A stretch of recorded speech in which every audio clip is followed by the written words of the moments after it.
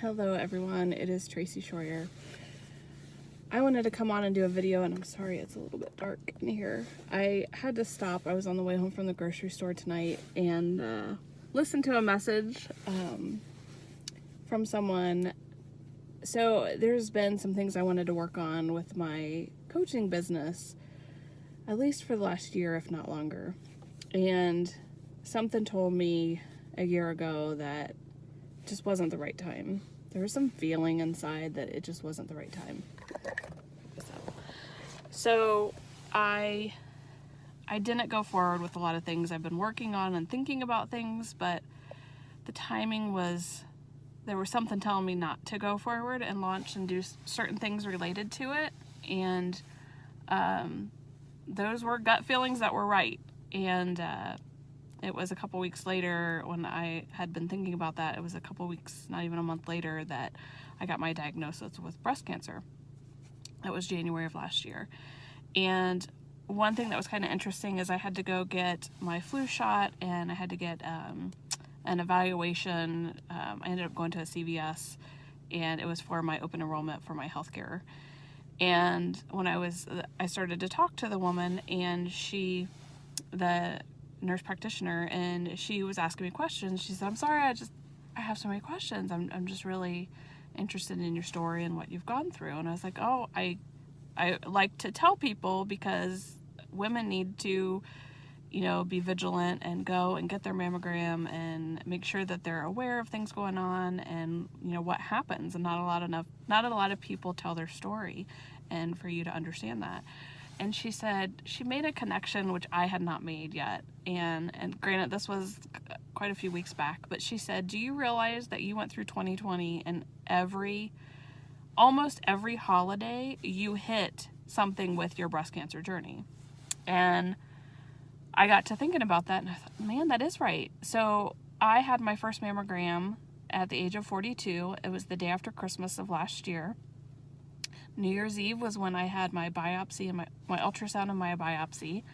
I found out January 2nd, because they were closed, of course, January 1st, and got the news January 2nd. It was around, I would say, like Martin Luther King time frame or whatnot. I think it was actually that week, probably that Wednesday or Thursday, that I made the decision to go forward with a double mastectomy, because I had to decide whether to a lumpectomy, a single mastectomy, or a double mastectomy, which is the hardest decision you would ever have to make. You may think you would know what you would do, but you don't, especially given some of the circumstances and the results that I did not have back at that time. So made that decision, and then it was February 13th that I had my double mastectomy and started reconstruction right around Valentine's Day. It was from there, I'm trying to think, it was actually end of May that I had my exchange to implants from the expanders that I had, so Memorial Day. I think 4th of July, I may not have had any activity, which is crazy. And then fast forward September, beginning of September, I said Memorial Day, Labor Day, September, I had my full hysterectomy, and I had additional fat grafting for my reconstruction. So that was how I spent Labor Day. And then, so after she had said that, I said, Thanksgiving and Christmas better behave themselves. Well, Thanksgiving, which is very, very strange, is when my hormone blocker that I've been on for 8 months now, finally the side effects started to kick in. So I had, my back hurt really bad. I had to really rest between doing things. One day my legs just ached really, really bad. And then probably for the last 3 or 4 days, my hands, my hands have ached so bad. My mom had given me some kind of cream to help with it, and some different, trying some different homeopathic things as well.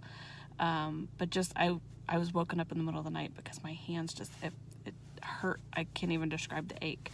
So what I have learned is that I need to be aware, be more vigilant of, the side effects, what's happening. I have a lot more trouble sleeping. I take 20 milligrams of 20 milligrams of melatonin and Tylenol PM. I take 2 of those, and every other night I take Aleve PM. those aren't working anymore. I think my body's just gotten used to it, even though I've tried to trick it by going back and forth. So I'm actually going this Friday afternoon to see a nurse that specializes in homeopathic alternatives. So I want to see some of her results, what comes back. I'm willing to try it. I don't think it would hurt at all. And it's not something to say that I have cancer coming back. I know that these things are as a result of the hormone blockers and normal things. I've checked in with a lot of my Cancer Coaster ladies to learn about that. I do keep my doctor, my oncologist, updated so that if anything does seem strange or out of the ordinary, and he will do tests or scans if on a regular basis or when things seem kind of weird. So but I thought that was really, really interesting that they fell just around the holidays and stuff like that. So, but one thing I wanted to come and tell everybody was I was just a little bit overcome with emotion, and I wanted to make sure that I pop on and did a video when things are going really well and then when things are tough, because I want you to see it's not all rainbows and unicorns. And yes, I am handling things very positively, and I've heard a lot of people say how strong I am. But so I was actually leaving the grocery store tonight, and I watched a video of someone that I talked to this morning and to move my business forward with my coaching business. And out of nowhere, I just started bawling. So can't see it because it's so dark, I guess, thankfully, but I had to wipe away my tears before I started to jump on. But I just started crying, and I can tell you, and those that know me, I'm not one to cry. It takes a lot to get me to cry. I'm just not that kind.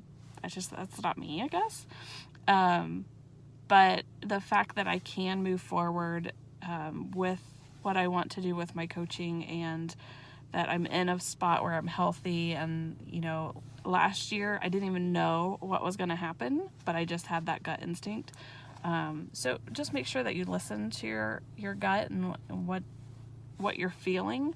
And be aware of what your body's trying to tell you. So I hope you're all doing well, and I'm going to get home. It's really, really cold here in Ohio. So I hope you're all doing well and having a great week, and thanks for listening. Bye.